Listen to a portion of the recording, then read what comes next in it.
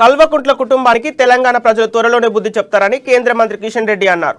రాష్ట్రంలో ఇప్పుడే ఆట మొదలైందని అన్నారు. మునుగోడులో నైతిక విజయం బీజేపీదేనని తెలిపారు. గత ఎన్నికల్లో డిపాజిట్ కూడా రాని పరిస్థితి నుంచి రెండో స్థానానికి బీజేపీ ఎగబాకిందని తెలిపారు. మునుగోడులో ప్రలోభాలు బెదిరింపులతో టీఆర్ఎస్ గెలిచిందని అన్నారు. టీఆర్ఎస్ మంత్రులు, ఎమ్మెల్యేలు, ఎమ్మెల్సీలందరూ మునుగోడులోని మకాం వేసి అరాచకాలకు పాల్పడ్డారని మండిపడ్డారు. ఇక నుంచి కేసీఆర్ ప్రభుత్వానికి వ్యతిరేకంగా మరింత కసిగా పనిచేస్తామని చెప్పారు.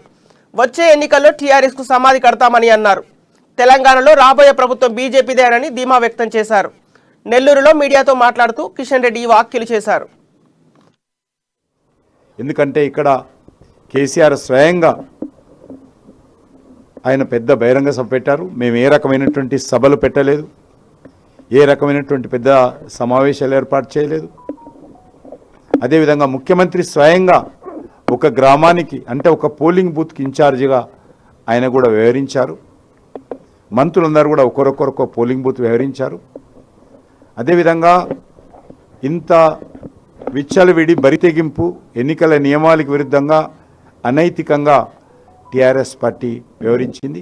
అయినప్పటికీ కూడా మేము ఓటమిని స్వీకరిస్తూ ఉన్నాము, ఓటమిని గౌరవిస్తూ ఉన్నాము. మేము దీన్ని ఒక సవాల్గా తీసుకొని రానున్న రోజుల్లో మరింత ముందుకెళ్తామనేటువంటి విషయాన్ని స్పష్టంగా మనవి చేస్తూ, ఎవరైతే ఓటర్సు మరి ఎంత బెదిరింపు చేసినా, ఎన్ని రకాల డబ్బులు, ఈ ఇల్లు ఆ ఇల్లు అని కాదు, అన్ని పార్టీల కార్యకర్తల ఇళ్లలో కూడా బలవంతంగా వచ్చి డబ్బులు ఇచ్చిపోయినటువంటి పరిస్థితి ఉన్నది.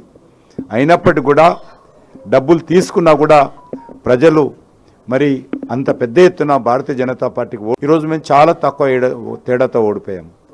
అదే పరిస్థితి